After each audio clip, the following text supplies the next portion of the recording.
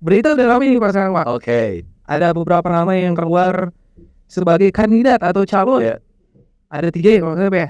Ya, Kalau jadi 3 dari 10 ya. Kita sudah berproses sekian panjang, sekian lama bahkan sampai paripurna. Ya. Keluar 3 nama. Ya. Mau ditolak kumaha ya Pak? Ada yang out. Ya kan, mana gini lah. Ada beberapa daerah juga tidak akan sama. Iya, yang saya tahu juga yang kalau tidak salah DKI kan tidak sesuai dengan apa itu. Karena itu kan sebetulnya kewenangan dari apa? Dari pusat. Betul. Jadilah bupati sebenarnya, Ya, kan benar. bupati PJ gitu ya. Jangan anggap diri Anda di Bogor ini sebagai PJ. Karena kewenangannya sama. Anda kalau Iya dong, hak kewajibannya saluan. Jadi kudu total football. Gitu. kalau bisa Bapak yang orang sanggup bangun Kabupaten Bogor 5 tahun. Iya, bisa saluan.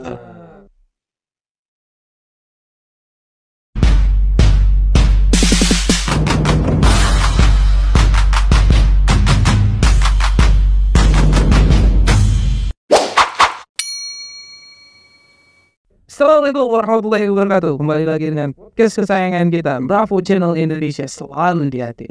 Kali ini masih dengan Pak Rustandi, cuman pembahasannya rada beda. Kemarin kita udah bahas beberapa terkait pejabat yang akan menggantikan Bupati DPI menjelang pemilu. Ya.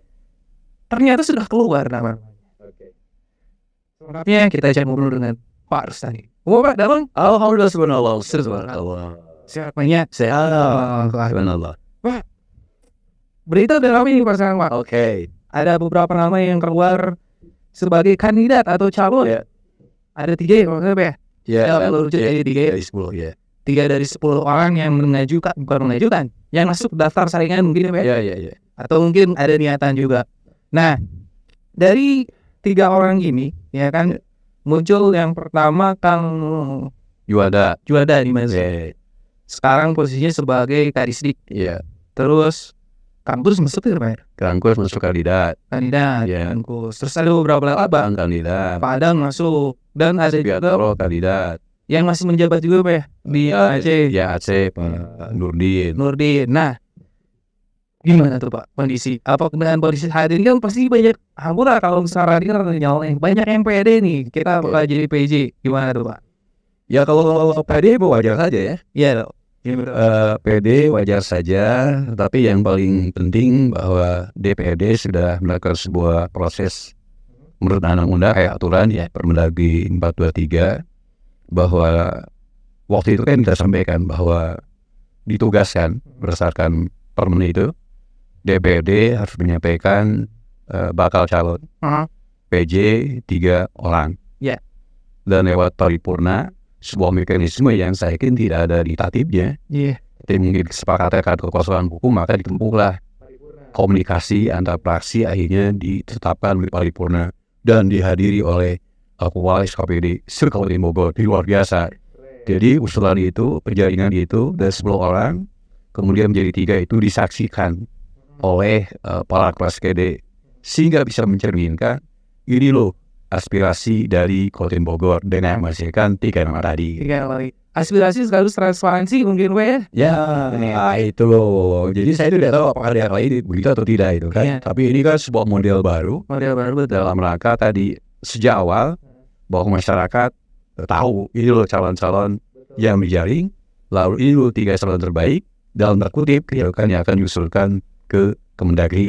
Ya. Jadi nggak asal. Maksudnya itu kalau budayanya kan mengajukan sudah isu biarkan bergulir gitu Ya. biarkan dia berputar di dalam kondisi keambang Tanda tanya lah gitu. tanda tanya ya. Sekarang di paripurna Ya dibuka itu luar biasa lah. Kita harus apresiasi luar biasa kepada DPRD inovatif ya. inovatif kan seperti itu. Oke. Siap. Nah selanjutnya gimana tuh Pak?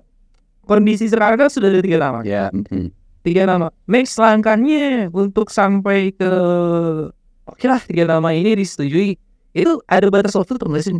Kalau sesuatu kan yang paling penting nanti pada saat masa jabatan bupati definitif berakhir itu dilantik.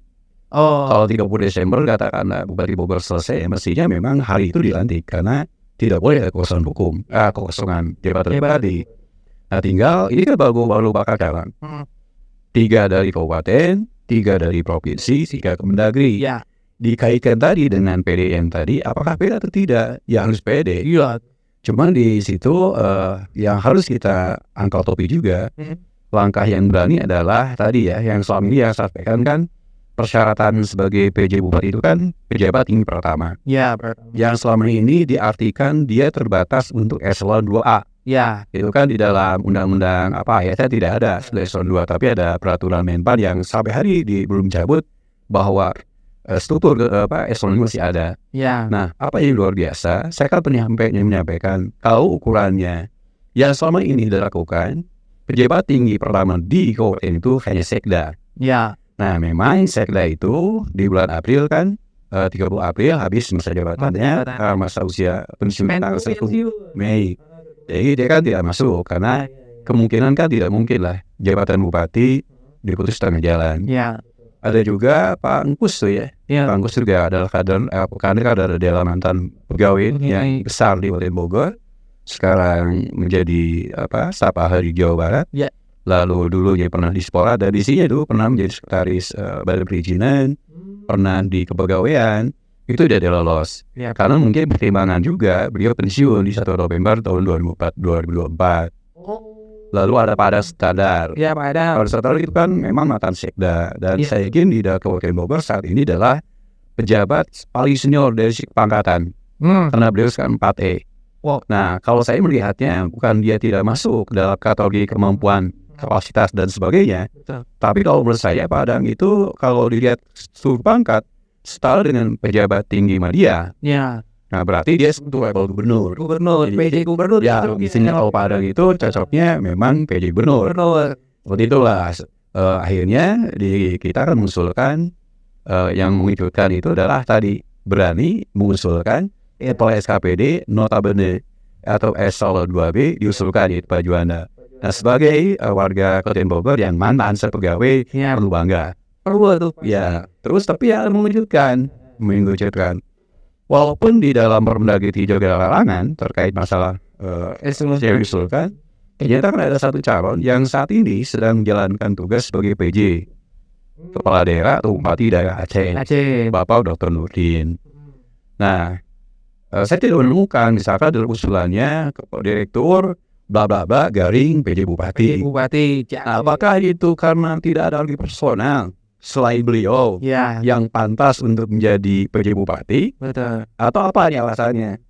Jadi sehingga ada proses nanti jadi kalau diajukan satu diproses sebagai calon Bupati Bogor, kalau nanti tim dia kemudian itu yang satu memberhentikan beliau dari sana gitu kan, padahal dia sedang menjalankan masa jabatan penugasan kedua di sana. Nah, kita tunggu nih. Kan serentak Pak pilkada nanti. Ya, jadi serentak itu sih kalau misalkan nanti bulan November kan awal kan serentaknya nanti. Ya. Kalau misalkan November itu Kabupaten Bogor berakhir, katakanlah beliau menjadi PJ, berarti sudah proses kan? Iya. Jadi ada dua proses ini. Kalau itu, nah, kalau ini kan Pak Bagus tidak seperti ada di komentar ya, karena dia memang jabatan di situ. Nah, kalau persoalannya nanti siapa yang pantas, kan menunggu kan? 3 provinsi, apa akan yang sama namanya? Apakah pusat yang sama kita tidak tahu. Tapi yang paling penting adalah mekanisme yang dilakukan oleh DPR sudah memenuhi apa yang diperintahkan oleh aturan. Bukan memenuhi lagi Pak, sangat over memenuhi kalau ada paripurna. Oh ya. Ada nilai plus. Luar biasa gitu ya. Cuma Pak kan gini, hari kan kalau yang kita lihat kalau pejabat-pejabat di daerah gitu bisa merangkap, ya kan. Misalkan kepala dinas A bisa menjadi PLT kepala dinas B, ya kan. Nah ini kan beliau ini jadi PJ gubernur, PJ bupati di Aceh.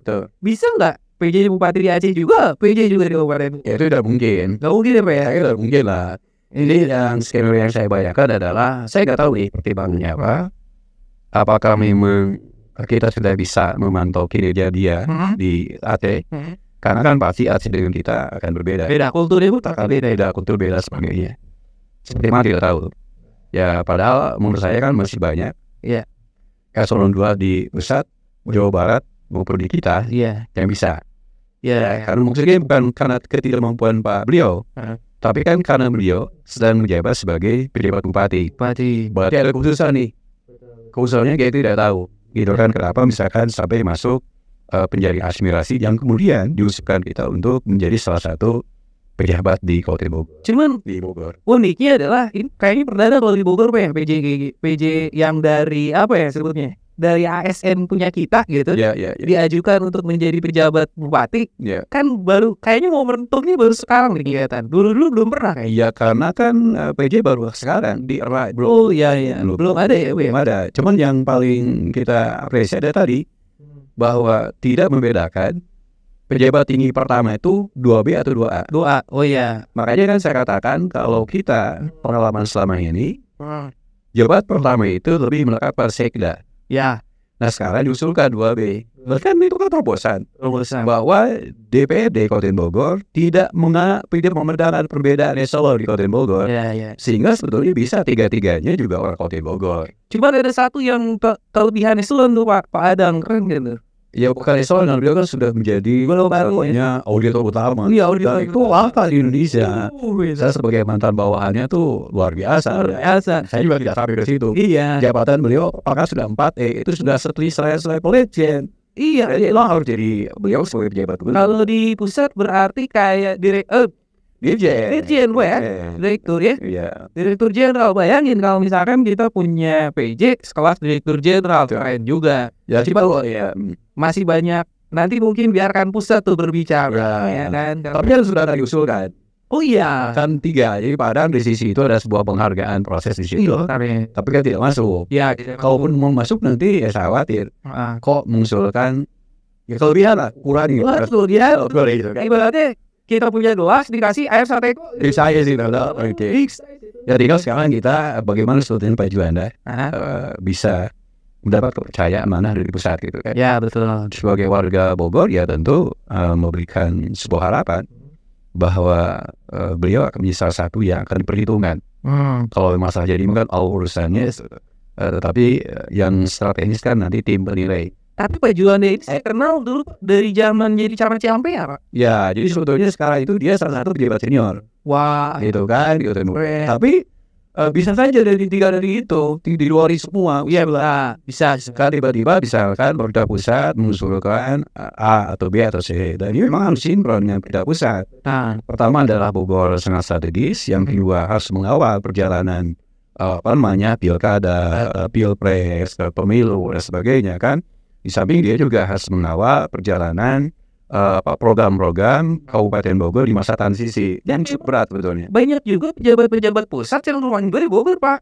Ya, Kayak Pak Dirjen Kemensos Pak Dadang. ya, Terus dan MLA itu pasti banyak. ya. Dan mereka juga saya yakin punya pemahaman yang sama terkait Kabupaten Bogor. Ya. Cuman pertanyaannya adalah kita sudah berproses sekian panjang, sekian lama bahkan sampai paripurna, Ya.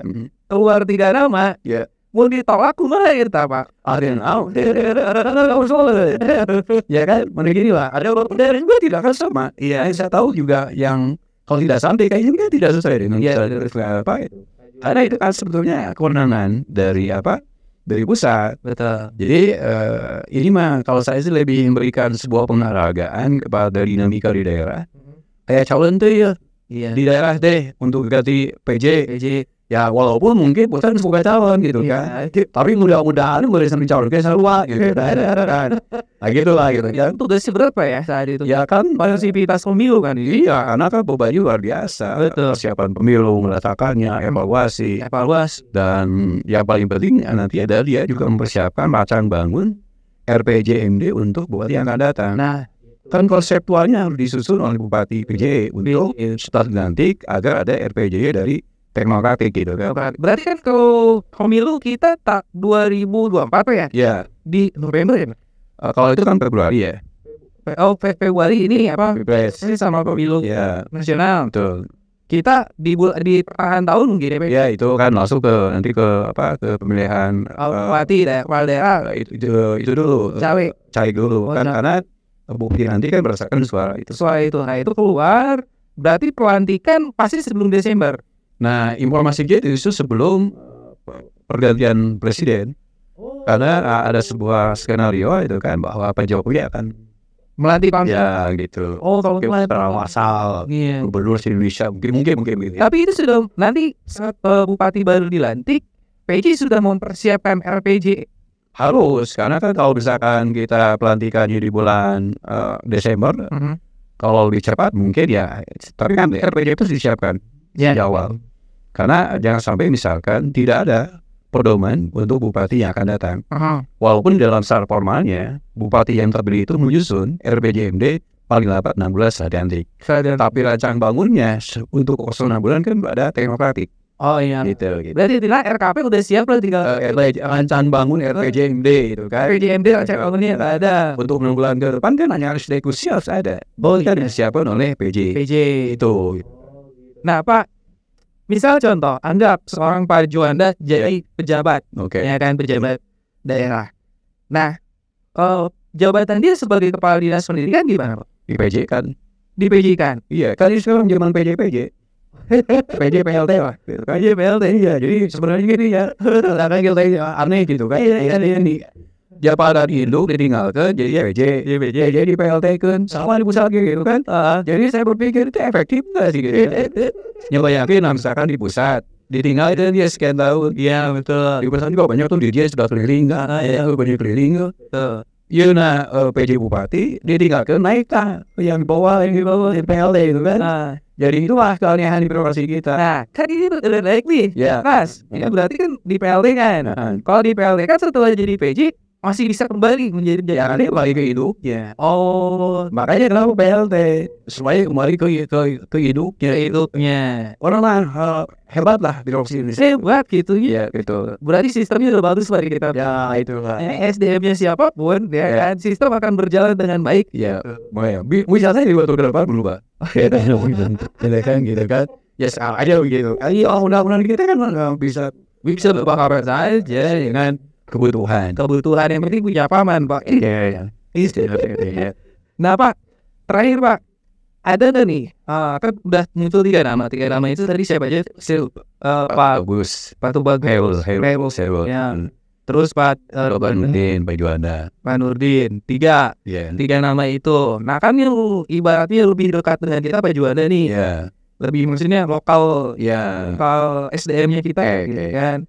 Terus Pak Tuh bagus dari pusat juga. Berarti 2 orang dari pusat, 1 orang punya kita. Satu lah sorry Mas. Jadi tinggal kumaha, ya tinggal wasit lah itu. Bisa skornya 1 menang. Ya 1 menang 1 kan. Ya apakah dari 2 itu yang akan terpilih atau Pak Juanda terpilih? Bisa juga ternyata dari pusat bukan dia itu. Jadi mudah-mudahan semua juga siap. Karena tadi lah bahwa PJ sebuah penugasan, sebuah amanah, jangan melekat ambisi di situ, jangan sampai dari ambisi itu ada sebuah hal yang akan merugikan semua pihak.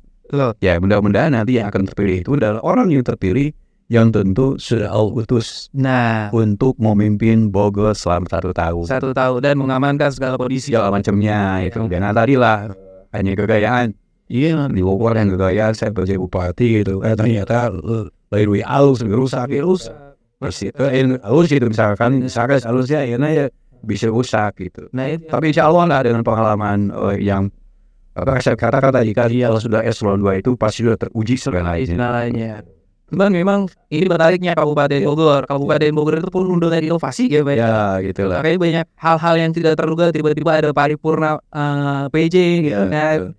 Yang tadi tahu paripurna itu biasanya ngangkat bupati atau ada aturan baru. Ada. Setelah ada kan kalau untuk paripurna ada aturan tertentu long menyebabkan di paripurna. Tapi dari itu ya lah dalam rangka buka ruang. Terbukaan publik kan. Itu bagus gitu. Ayo sepakat untuk di paripurna malam hari kalau pesan. Karena saking padatnya DPRD. Nah itu harus jadi apresiasi DPRD seluruh Indonesia. Iya bisa. Bayangkan begitu urgentnya, begitu pentingnya seorang PJ di Kabupaten Bogor sehingga diparipurnakan. Wah ya. Jadi sejak awal kan awal. Akhirnya kan elemen masyarakat sekarang kontra. Tetapi hal biasa. Betul. Jangan kemudian yang saya katakan tadi ketika ada suara positif negatif, anggap saja itu hal biasa sebagai koreksi. Betul. Toh kan yang pro dan kontra belum tentu benar. Ya. gitu kan. Benar-benar lamun ngalasakeun teh PJ itu diangkat, bener ngelaksanakeun tugasnya gitu. Dan hebatnya Pak, sekarang kan musim kampanye Pak sebenarnya, maksudnya musim sosialisasi. Ya. Yang luar biasanya adalah Dewan malam itu penuh Pak.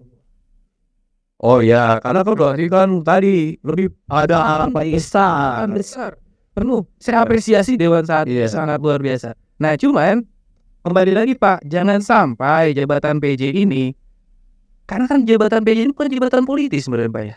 jabatan politis. Jabatan politis masuk tes juga politis. Jadi kalau misalkan apa sudah dilalui proses DPRD kan lembaga politik. Oh iya, non politis mah minta ke bupati, usulkan bupati tinggal naikkannya. naikkan Ya kan, kali ini misalkan mulai DPRD, saya melihat itu adalah jauh politis, tapi jangan dibuat praktis. ya bisa saya itu makan. Benar-benar. Siap-siap. Terakhir Pak nih, ada harapan Bapak nih untuk PJ Bupati atau untuk masyarakat Kabupaten Bogor melihat fenomena seperti ini nih. Saya perdana nih buat Kabupaten Bogor. Oke, kalau saya melihat bahwa yang pertama, mudah-mudahan yang akan ditunjuk itu adalah seorang yang memang punya kemampuan luar biasa, yang mampu membawa Kabupaten Bogor lebih baik. Dan kemudian SKPD atau kepala SKPD atau masyarakat yang berikan dukungan penuh kepada bupati yang akan sebagai PJ. Yang lainnya berikan masukan atau kritik kepada bupati ketika dia tidak maksimal dalam tugasnya dengan cara yang sopan santun. Ya, Gitu kan? yang ketimuran Dan kemudian bupati juga mau menerima setiap masukan masyarakat Kabupaten Bogor. Karena apa? Karena sudah kado, dia ditugaskan menjadi bapaknya lah, ya, ibunya lah, rakyat Kabupaten Bogor. Jadi kalau jadi pemimpin mah ulah punungan, ulah amokan, ulah baper gitu kan. Masyarakat seletik ngomong amok, Aisyah goblok gitu kan, terus lah. Jadi kayak halam warido gitu kan. Walau masih masyarakat yang datang, udah terima masukan. Dan mudah-mudahan tadi ya kita kondusif. Ya saya berharap lah bahwa yang ditunjuk apakah dari 3 atau bukan dari itu, terima sebagai keniscayaan kita agar tadi Bogor lebih baik. betul. Nah, itu tasa dulur salambur. Tapi kita ingat bahwa jabatan PJ ini adalah jabatan politis ya. Ya, Jadi jangan dibuat praktis. ya susah itu kan. Jadi saya mau berharap PJ Bupati Bogor nanti Pak, jadilah bupati sebenarnya, Ya, bukan bupati PJ gitu ya. Jangan anggap diri Anda di Bogor ini sebagai PJ. Anda kolonial sama. Enggak dong, hak kewajibannya saluan. Jadi kudu total football. Gitu. Kalau bisa Bapak yang orang sanggup banget Kabupaten Bogor 5 tahun, Ya, bisa tahun. kemajuan 5 tahun ditumpuk sampai 1 tahun. Nah, eta Luar biasa. luar biasa. Saya apresiasi, saya mau bikin Bupati. Saya lihat sebenarnya Lebih kurang gitu. Oke, siapa. Jadi segitulah. Kayaknya benar. seru ya pembahasan soal PJ. Ya. Dan untuk yang sekarang berlumuran dengan doa, saya juga ikut berdoa untuk teman-teman kita yang mencalonkan masuk ke daftar itu yang 3 PJ tadi. Dan semoga amanah deh Pak. Ya, itulah paling. Dan challenge kita adalah coba buat prestasi 5 tahun jadi 1 tahun. Ya, gila. Oh, challenge saya banyak. Udah bisa bahaya gitu kan. Bisa menerima.